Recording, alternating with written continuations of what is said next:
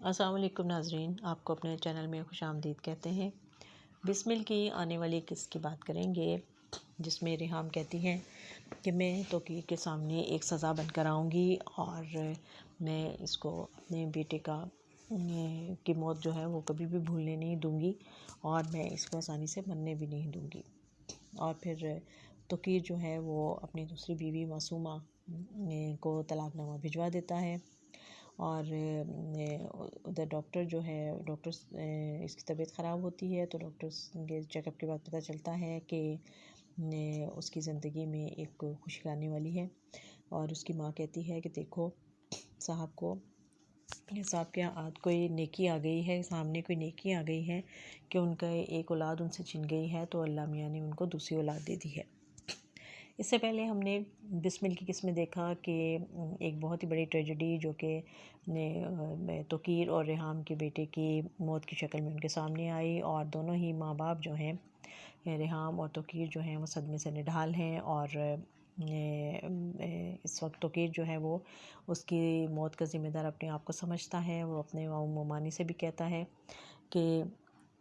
ویسے تو کہتے ہیں کہ جو خودکشی کرتا ہے وہ موت جو ہے، لیکن یہ کہ اس کو تو میں نے مارا ہے اور میں اس کا قاتل ہوں اور میں ہی اس کا ذمہ دار ہوں۔ اور وہ سب اس کو سمجھاتے ہیں کہ اب آگے کے لیے سوچنا ہے اور ہمیں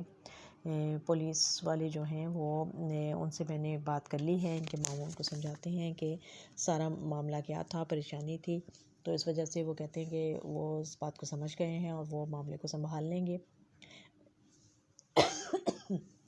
لیکن یہ کہ اس کا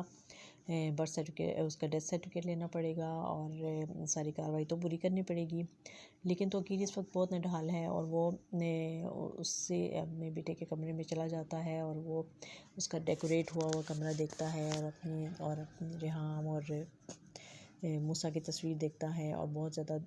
دکھی ہیں اور وہیں بیٹھ کر وہ آنسو بہا رہا ہے۔ ریحام جو کہ دوائی لے کر نڈھال بے ہوش پڑی ہے، وہ اس کو ایک دم ہوش آتا ہے تو وہ دیکھتی ہے کہ اس کے سامنے موسیٰ کھڑا ہے اور اس کو کہہ رہا ہے کہ ہم دبئی چلے جائیں گے اور ہم یہاں نہیں رہیں گے اور بابا جو ہے وہ ہمیں دیکھنے کو ترس جائیں گے۔ اور پھر وہ جب ریحام اس کی طرف ہاتھ بڑھاتی ہے تو وہ غائب ہو جاتا ہے اور وہ پھر اس کو آوازیں دیتی ہوئی گھر میں پاگلوں کی طرح بھاگتی دوڑتی ہے اور پھر جب وہ اس کمرے میں آتی ہے تو وہاں توقیر کو بیٹھا ہوا دیکھ کے اس کو بڑا غصہ آتا ہے اور اس کو کہتی ہے کہ تم یہاں کیوں بیٹھے ہو، اپنے گناہوں کے داغ دھونے آئے ہو، اب کچھ نہیں ہو سکتا، تم نے میرا بیٹا مجھ سے چھین لیا ہے اور اب تمہیں ساری عمر تمہیں آنسو ہی بہانے پڑیں گے۔ اور ادھر معصومہ کا بھی دکھایا ہے کہ وہ بہت پریشان ہے، بہت ڈپریس ہے، وہ یہاں سے جب گئی ہے اور لوگوں کی باتوں نے اس پہ بہت اثر کیا ہے اور اب وہ اس کو یہی پریشانی لاحق ہے کہ اگر توقیر نے اس کو چھوڑ دیا تو اس کا کیا ہوگا، اور وہ یہی سوچتی ہے کہ میں تو بالکل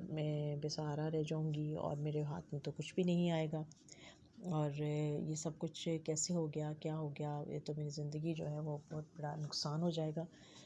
اور پھر اس کو یہ خوشخبری بھی مل جاتی ہے کہ وہ اس کے ہاں اولاد آنے والی ہے، لیکن ساتھ ہی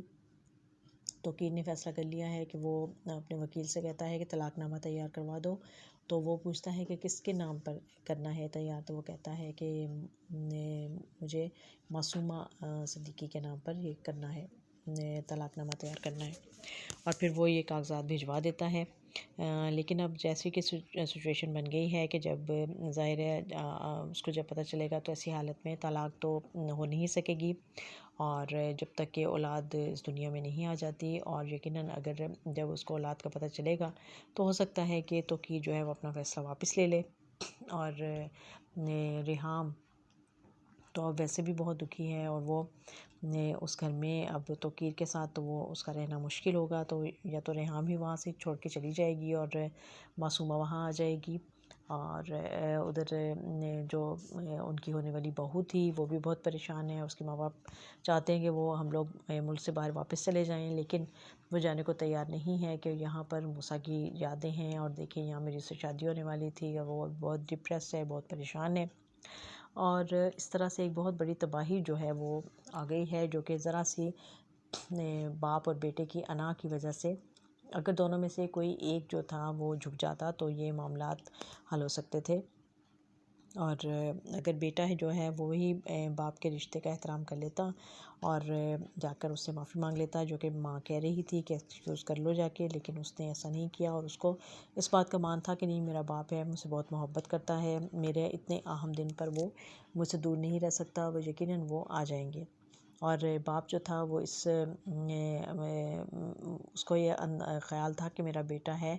مجھ سے بہت محبت کرتا ہے، اور وہ یقیناً اس کو اپنی غلطی کا احساس ہو جائے گا اور وہ آ جائے گا مجھ سے معذرت کرنے کے لیے، معافی مانگنے کے لیے، لیکن ایسا نہ ہو سکا۔ دونوں طرف کی انا نے یہ جو ہے تباہی مچا دی اور موسیٰ کی جان لے لی۔ اب دیکھتے رہیے آنے والی قسطیں بسمل ڈرامہ۔